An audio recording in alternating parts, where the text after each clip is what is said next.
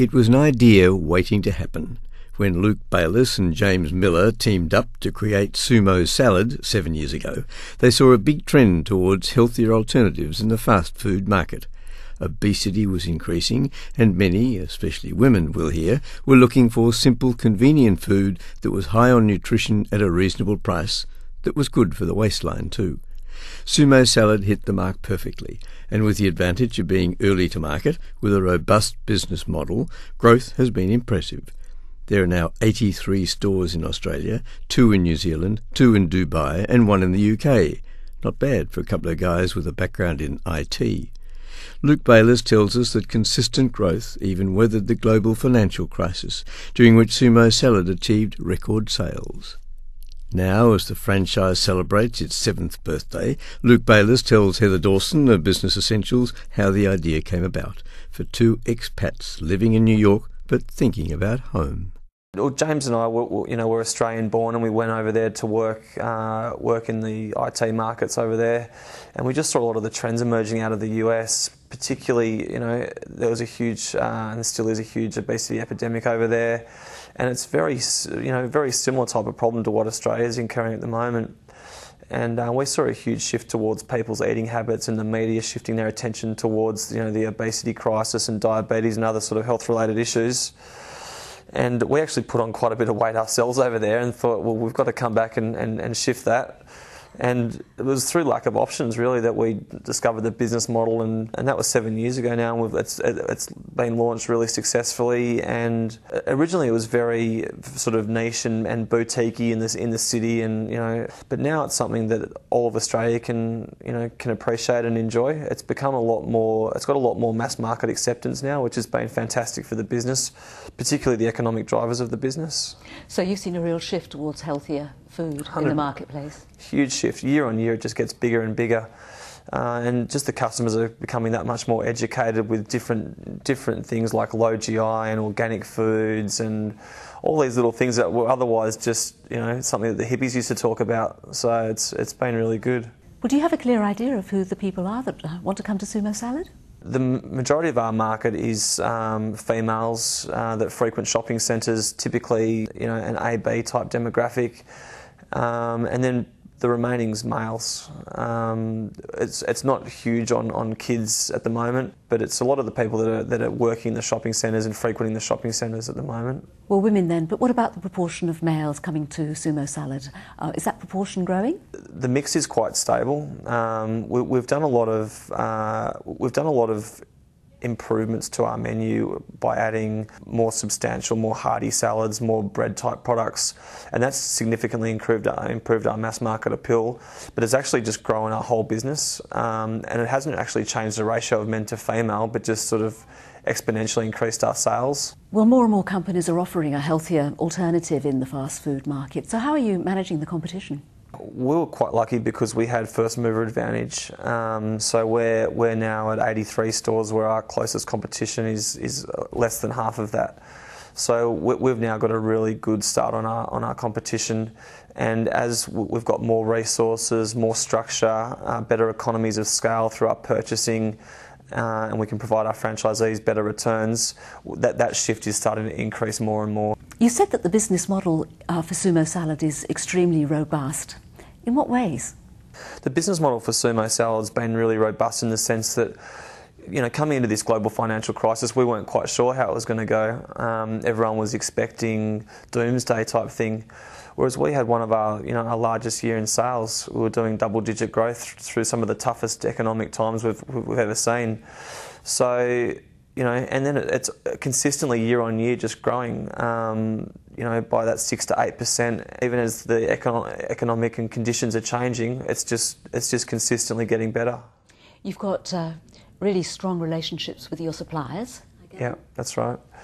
We've got very strong national relationships with our suppliers. It's very important we do that to keep consistency. We want the product to be as consistent whether you eat a salad in Western Australia or Sydney Airport. We want everyone to have that same quality experience. And to do that, we've got some very good relationships with our suppliers, and it's great for our franchisees as well. It's easy to order, it's easy to manage. we don't have the same fluctuations that other smaller companies would probably have without that buying power. And also the purchasing prices are great because we're putting so much volume through those suppliers. So it's one of those things where everyone wins by being part of that sort of, that team environment. So what makes Sumo Salad an exciting proposition for franchisees?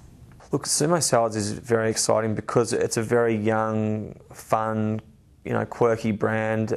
We're very tongue-in-cheek with our approach, with our marketing. We don't take ourselves too seriously, and we're doing something different in the market. We're providing people with a great quality value product that actually provides them with health benefits. So you can, as a franchise owner, you can hold your head up high and go, well, I'm actually doing something really good for my local community. And that's been the foundation of our business. Do you have a clear idea of the sort of franchisee you're looking for? We've got people from all walks of life, people with, food experience, we've got accountants and just a range of broad experience coming into the business. We just want people that are passionate about the brand and that aren't afraid to roll their sleeves up and really, run their own business and be proactive in driving their own business. We don't want, we're not looking for investor franchisees or franchisees that are looking to take a really sort of passive investment, because it's important, and every business I think needs that owner operator to really drive it to maximise that success potential. Now you offer a lot in the way of support and training. Look, we've got very extensive support. We've got operations managers across the country, multiple operations managers in each state. Which is quite a large investment for a company of our size. We've got several national training managers. We've got marketing support, product development support, accounts and finance support. There's a lot of structure around the resources that we've got, and it's specifically designed to make the franchisees' jobs easier and put more systems in place to take the complexities out of the business. We want the franchisee to take a proactive role with driving the front end of that business and being in control of the customer relationships and the growth and the marketing and the things that are really of great interest. We're trying to get the franchisees to focus a lot more on that side of the business as opposed to sitting in the back of the kitchen, for example, because we want them to be the face of Sumo Salad so they can really just grow that business effectively. Okay, well, can you give us some idea of the financial arrangement? Is it expensive to buy a Sumo Salad franchise? It's actually a lot cheaper than most franchises in the country, and you compare us to most of the other national players. In some instances we're 20-25% cheaper. Look, we do a couple of different types of stores. We do a kiosk, which is a very popular store for us, and they cost between $350,000 and $380,000, which is a turnkey cost, which includes all your training fees, inventory, all that sort of stuff.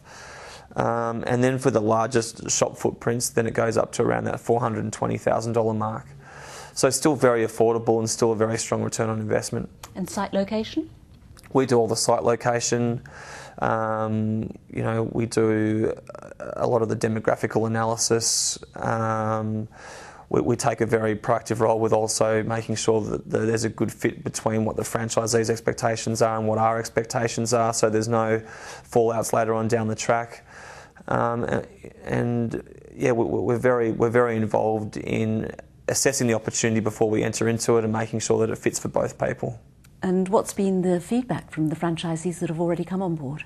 We've had very optimistic feedback. A lot of our franchisees, they've come in from different backgrounds, and they've found the system very easy to use and very easy and they've really enjoyed the change, the lifestyle change.